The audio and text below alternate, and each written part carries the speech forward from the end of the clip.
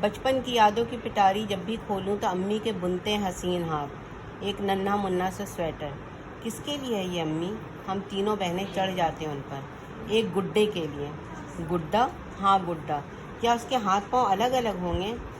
چونکہ جن گڑیاؤں سے ہم کھیلا کرتے تھے وہ پلاسٹک کی ہاتھ پاؤں جڑی گڑیاں ہوتی تھیں، اور میں جن کو کبھی کبھی چھری سے کاٹ کے الگ الگ کر دیتی تھی۔ ہاں، میری بچپن کی کئی یادوں میں سے ایک پرانی یاد میں وہ دن ہے جب ہم تینوں بہنیں شام کو مانگ پٹی نکسک کیے بہترین تیار ہو کے ہاتھ تھامے باہر جاتے اور سبھی پوچھتے کہ تم کتنے بہن بھائی ہو، اور میں جو اپنے تئیں خود کو بڑا ہی ہوشیار سمجھتی تھی کہتی ہم 3 بہنیں ہیں اور ایک بھائی آنے والا ہے، اور سب خوب ہنستے اور روزانہ کا یہ پوچھنا مذاق بنا لیا تھا۔ مگر مجال ہے جو کبھی جواب ادھر سے ادھر ہوا ہو، رٹا رٹایا سبق سا، اگرچہ کہ شاید اس کا مکمل مطلب سمجھ بھی نہیں پائی تھی یا شاید سمجھی تھی۔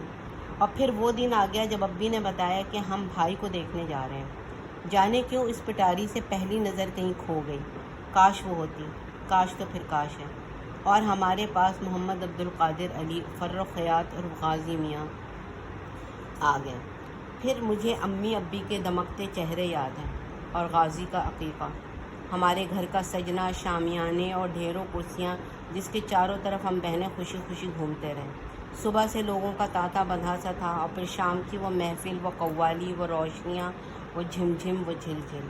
ابی کہا کرتے تھے یہ میرا پرنس آف ویلس ہے، اور ایک دن امی نے اس کا مطلب سمجھایا، بادشاہ کا گدی نشین، اور سن کر ہمیں بڑی خوشی ہوئی، اور امی ہم بہنوں کو حضرت عبد القادر جیلانی کے قصے سناتی، اور میں وہ سارے قصے میں اس ننھے منّے کو تصور میں لے آتی۔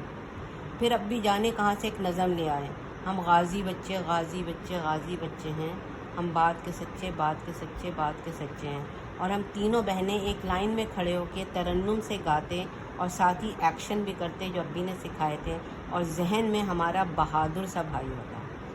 اللہ تعالیٰ نے وقت کے ساتھ ساتھ اس ننھے منّے حسین بھائی کو بڑا بھائی بنا دیا۔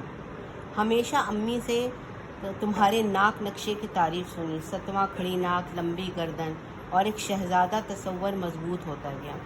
مجھے یاد ہے کہ لیبیا میں جب تم سمندر کے کنارے آرمی کا سوٹ پہنے ٹوپی کو سر پہ پکڑے بھاگتے تو لوگ رک رک کے تمہیں دیکھتے اور جھک جھک کے تمہیں پیار کرتے۔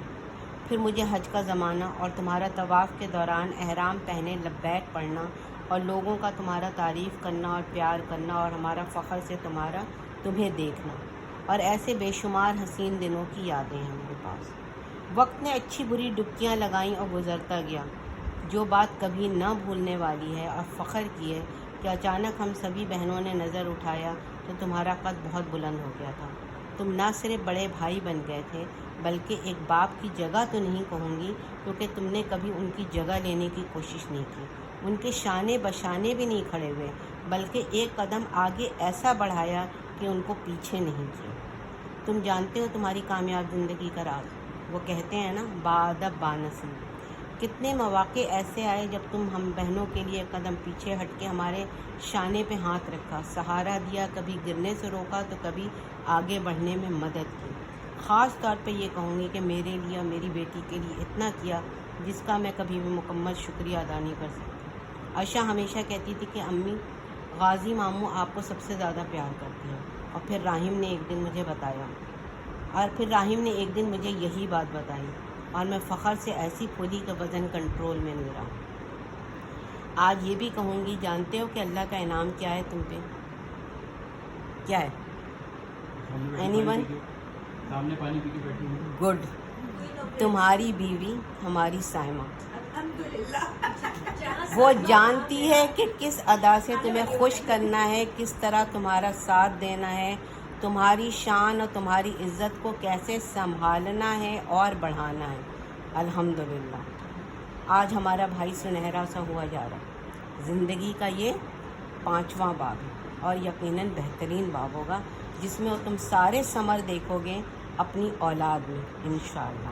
خوشی اس بات کی ہے کہ ہم سب ساتھ ہیں، اور ساتھ آگے پیچھے بوڑھے ہوں گے، ایک دوسرے کی خوشیاں اور ایک دوسرے کا سہارا بنتے ہیں، اور اپنے بچوں میں اپنا آپ دیکھتے ہیں۔